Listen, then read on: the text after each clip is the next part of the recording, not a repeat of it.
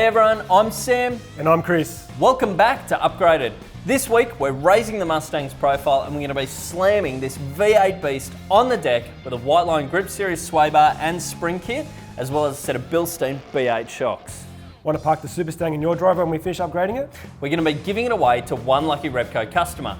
All you need to do to go in the draw is purchase anything online at repco.com.au or in store on your Repco ignition card.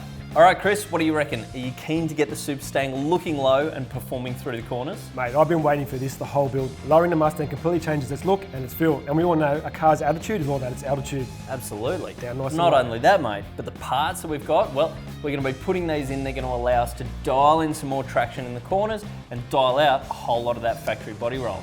All right, mate, let's do it. Let's go. You helping today? No. Oh. Yeah.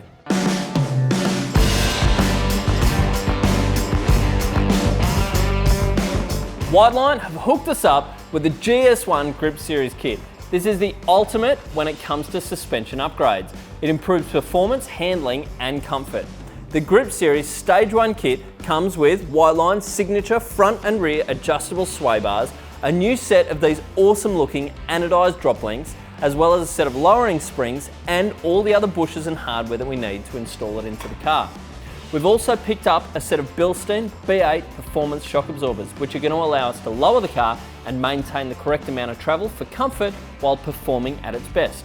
Remember, if you don't have the right tools or experience to work on your vehicle, make sure that you head to your local mechanic or suspension specialist.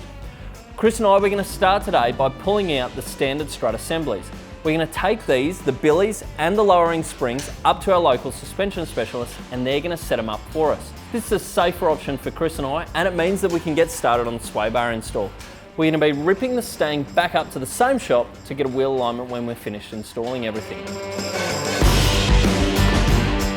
All right, so we're going to start with the front end. The main reason for that is I need to get the strut tops to the shop around the corner. It's a fairly straightforward job. We've got some basic hand tools, 17, 18, socket and spanner. We've got a ratchet, we've got an Allen key as well, so we're going to do those Swaybar links. We've got a hammer to knock those camber bolts through, and we've got a Mech Pro rattle gun. Let's get moving. We need to remove the caliper and the brake disc like we did the other week. That'll give us access to the camber bolts which go through the stub axle. All right, these stub axle bolts are exposed to elements. I like to make my job a bit easier by using some CRC penetrate. Once they're undone, we'll undo the strut top. There's 3 bolts on top, and then we can remove the strut.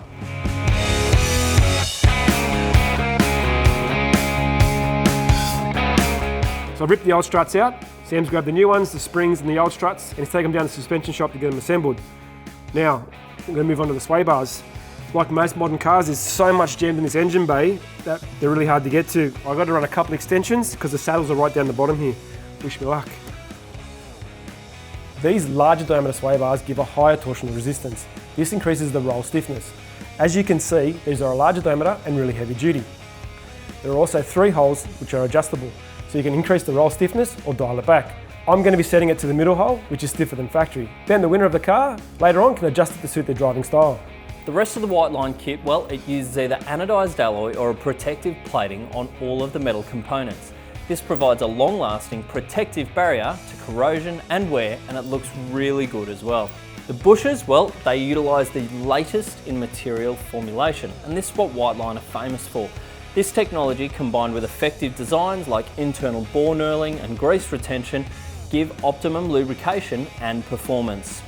All right, we got our struts back. Now the other part of the Whiteline GS1 kit is a set of lowering springs, and these are going to bring the car down in both the front and the back. We're matching them with these shortened shocks. Now this is going to ensure that we maintain the correct travel. These are a gas pressurized performance shock, and they provide improved cornering and handling without the harsh ride. You know that when you see the blue and the yellow of a Bilstein, that you've got the right stuff. This is going to be great for both a daily driver and for taking out to the track and smashing out some quick lap times. Well, now that we've got the whole kit back, all that's left to do is install it.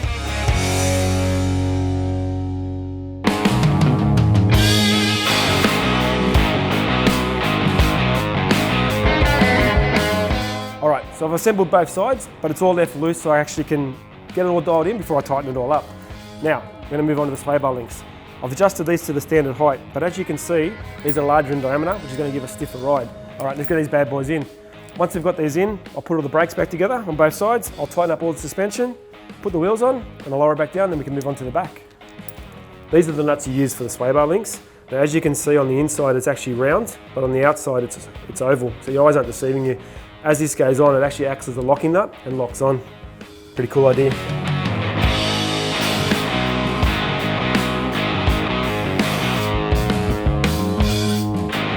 All right, the rear suspension wasn't as difficult as I first thought.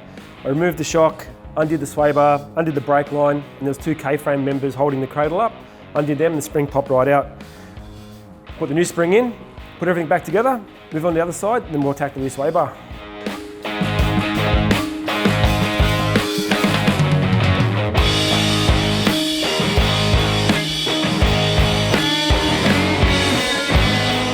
All right, mate.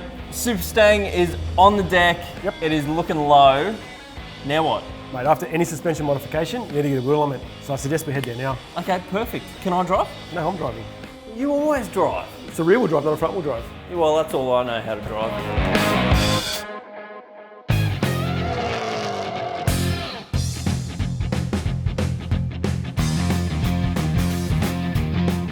Mate, we just picked the car up from the wheel alignment, and I'll tell you what, it's feeling awesome. You can tell it's lowered, and the sway bars, you can actually feel like the front's more direct. It's pulling it, yeah, right. Yeah. Back end, just like it sits in, doesn't it? Yeah, you put the power down and it squats. Yeah, sits in nicely and just takes off. You do all this work and then you actually get to use it and you can actually feel it. Yeah. And there's, like you said the other week with the exhaust, you hear it, you feel it. That it's instant. Like that, your 5 senses are all alive because the car actually feels like a sports car.